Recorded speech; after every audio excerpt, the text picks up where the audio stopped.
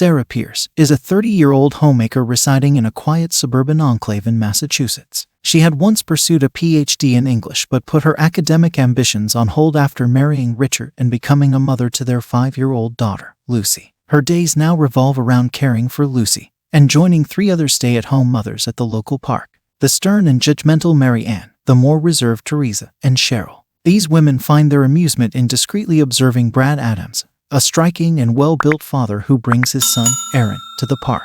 As fate would have it, Sarah and Brad strike up a conversation when their children share the same swing set, much to the intrigue of the other mothers. However, a spontaneous hug and kiss between Sarah and Brad leads to an immediate exodus of the other mothers, who promptly withdraw their children from the park and cut ties with Sarah. Brad's domestic life is far from content. Struggling to pass the Massachusetts State Bar exam, he harbors no desire to become a lawyer. His demanding wife, Kathy, exerts pressure on him to excel in this field. Kathy earns a living by creating documentaries for public television, but their extravagant lifestyle necessitates financial assistance from Kathy's mother. Their intimacy has withered away, with Kathy preoccupied by her career and motherhood. When Brad is expected to be immersed in bar exam studies, he finds himself idly gazing at teenagers skateboarding outside his home, yearning for the carefree days of his youth. One evening, an acquaintance named Larry persuades Brad, a former high school football quarterback, to join his amateur football team, the Guardians. Larry, a retired police officer, found himself compelled to leave the force a few years ago due to an unfortunate incident in which he accidentally shot a teenager during a store robbery. As a result of this incident,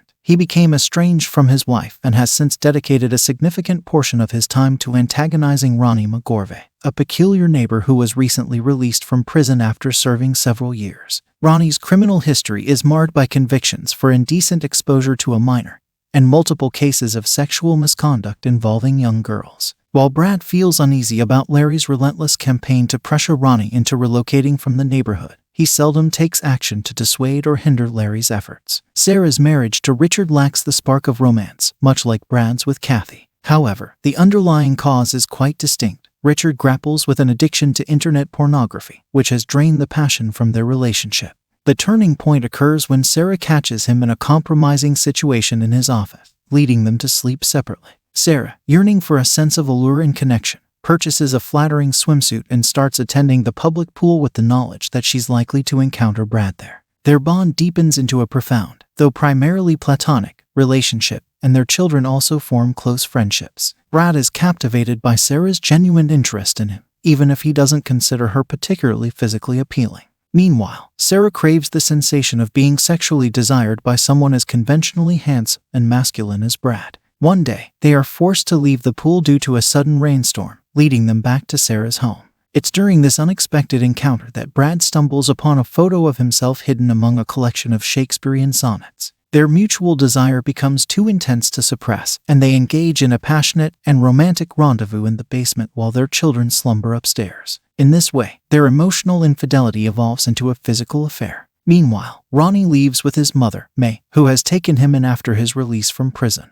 She believes that if he were to find the right woman, his earthly desire for youngsters would disappear. Aware of his mental problems with the fascination for young girls, Ronnie knows this is futile but agrees to go out on a date May has arranged for him with a woman in another town, Sheila. During dinner at a local restaurant, Sheila and Ronnie seem to make a connection and she reveals her own emotional traumas. However, the date ends badly when he asks her to park alongside the road, then begin engaging in his masculinity while scolding her not to tell on him. In a different setting, Sarah and Brad's relationship deepens. Brad decides to forego taking the bar exam in favor of a romantic getaway with Sarah. This choice raises suspicions in Kathy, who then urges Brad to host a dinner with Sarah, Richard, and Lucy so she can get to know them better. The undeniable closeness between Brad and Sarah confirms Kathy's doubts, leading her to arrange an extended visit for her mother in an attempt to keep them apart. However, during Brad's final football game, Kathy and her mother stay home, starting to doubt their initial suspicions about Brad. Sarah, on the other hand, attends the game and passionately cheers as Brad scores the winning touchdown, securing the team's sole victory of the season.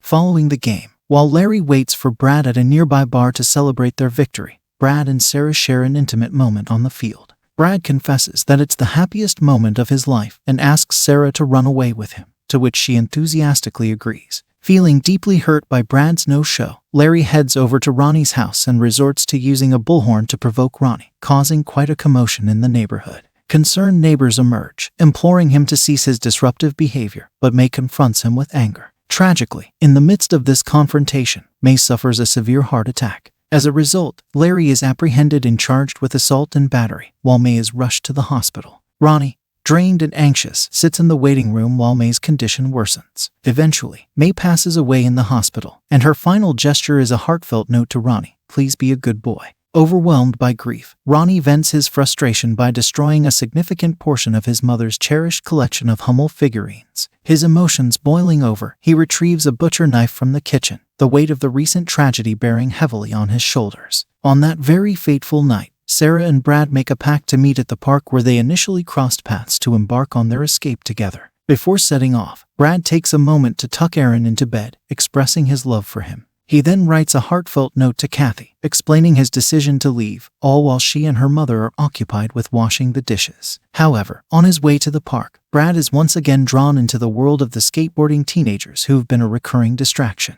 They manage to persuade him to attempt a daring jump himself, the allure of reliving his youth proving too enticing to resist. Tragically, his attempt ends in a painful crash, leaving him unconscious. When Brad regains consciousness, he realizes the gravity of the situation and asks the police officer to contact his wife, Kathy, and request that she meet him at the hospital. To his surprise, he discovers that he never actually left the note for Kathy and instructs one of the skateboarders to dispose of it on his behalf. While the events unfold with Brad and his accident, Sarah takes Lucy to the park.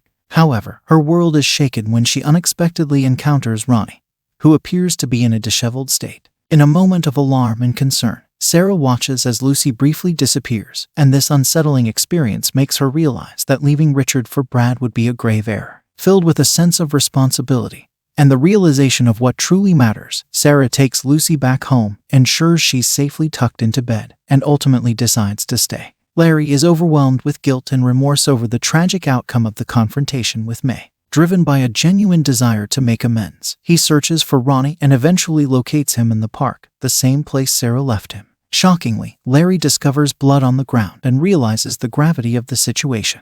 Ronnie has inflicted serious harm upon himself and is bleeding profusely. In a race against time, Larry swiftly picks up Ronnie and rushes him to the hospital. While Larry is well aware of Ronnie's troubled history, he also recognizes that people can change and that past mistakes don't necessarily dictate future actions. As they arrive at the hospital, their arrival coincides with the moment when Kathy meets Brad's ambulance at the emergency room doors. And that's the end of the story. I hope you liked it. Comment down below what movies do you like us to recap next. Thank you for watching.